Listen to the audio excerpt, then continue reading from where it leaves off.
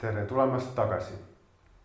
Kas teadsid, et digivõimaluste kasutamisel me nii-öelda omandame ka digitaalse kodakondsuse? Digitaalne kodakondsus puudutab kõiki, kes regulaarselt interneti ja infotehnoloogiat kasutavad. Võtmevaldkondade hulka kuuluvad näiteks digitaalne kirjaoskus, digitaalsed ja intellektuaalse omandi õigused ja vastutus, digiturvalisus ja andmekaitse, digiõigus ja etikett, digitaalne ligipääsetavus ja digitaalne suhtlus. Oluline ei ole rääkida mitte sellest, mida ei tohi teha, vaid mida sa peaksid tegema, et olla hea digitaalne kodanik. Selles videos anname ülevaate Eestist kui e-riigist, e-kodakondsusest ning vaatame seejärel, millised riskid kaasnevad e-teenuste kasutamisel ja kuidas neid vältida. Rõhutame taas, et käesolev video ei ole ammendav teabeallikas, vaid juhib tähelepanu mõnele aspektile, millega me uussisserändajatega tegeledes peaksime arvestama. Kui rändetaustaga õppija asub elama uude riiki, puutub ta vältimatult kokku erinevate ametiasutuste ja instantsidega. Kuidas asjaajamine on korraldatud, erineb riigiti päris palju. Eestis on praktiliselt kõik avalikud teenused digitaliseeritud, kuid nende kasutamiseks peab kodanik olema mingil määral digipädev. Eestis on võimalik elektrooniliselt oma häält anda kohalikel, parlamendi ja Euroopa Parlamendi valimistel.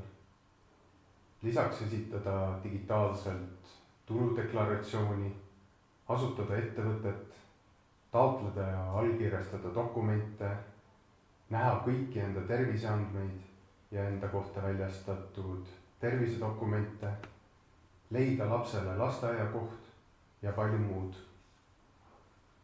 Ja kõiki toiminguid, mis ei nõua inimese otsest füüsilist kohalolekut, on võimalik teha interneti teel.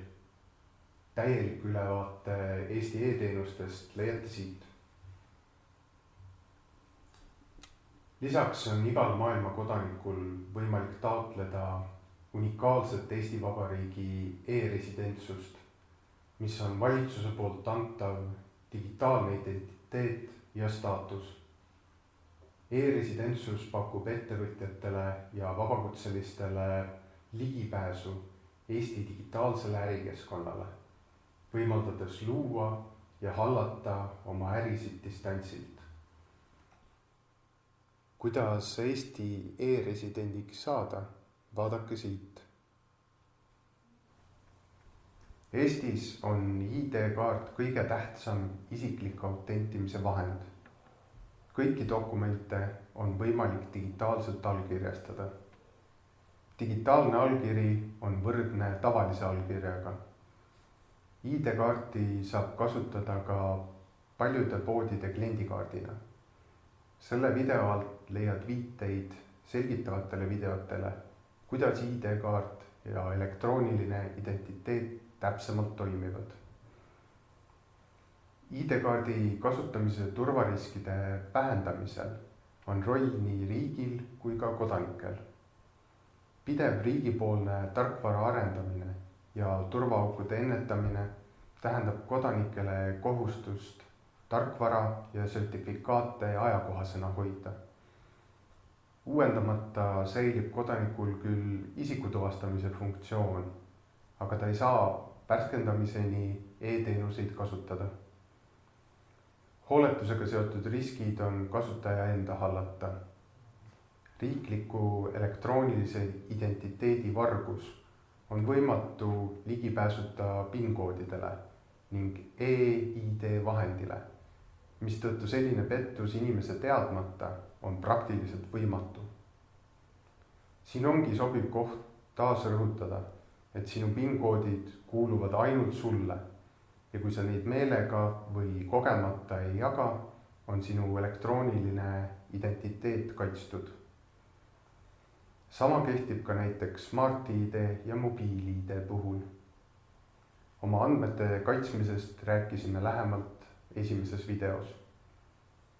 Kõikide digiteenuste kasutamisel on oluline meeles pidada, et kuigi suurem osa teenustest on nutitelefonis või arvutis, siis puutume selliste teenustega kokku kõikjal.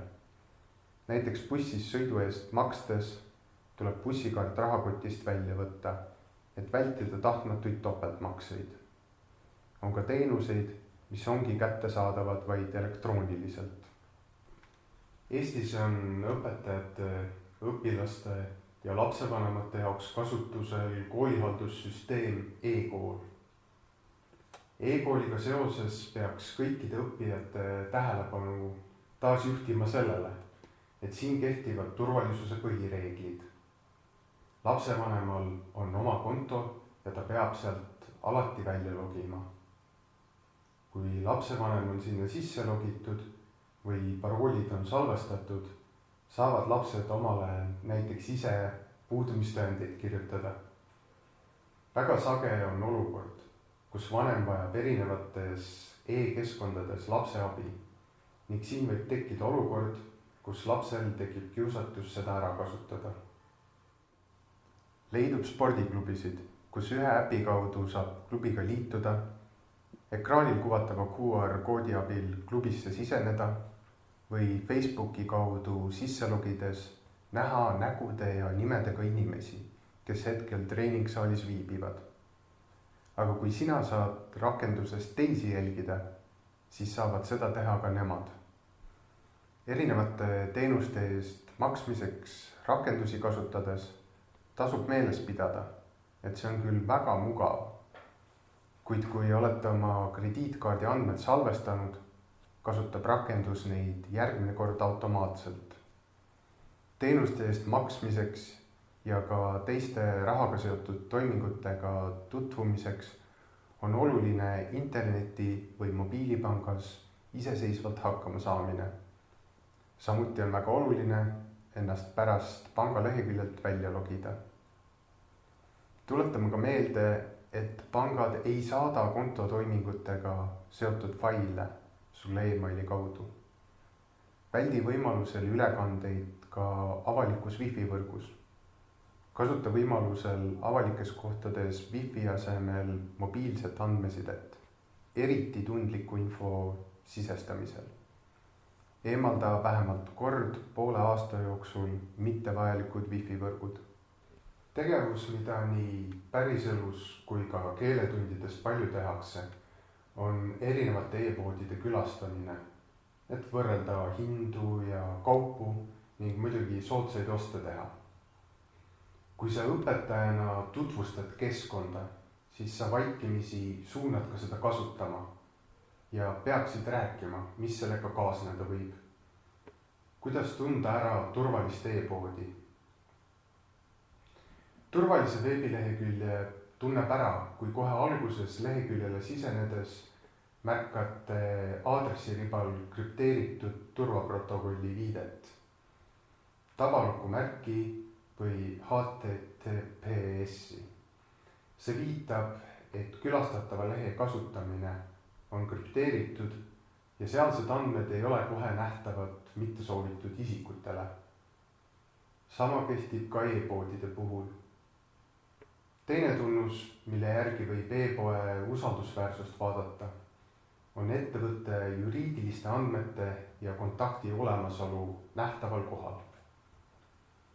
See aitab kiiresti kontrollida andmete kehtivust ja võimaldab küsimuste tekkimisel kuhugi pöörduda.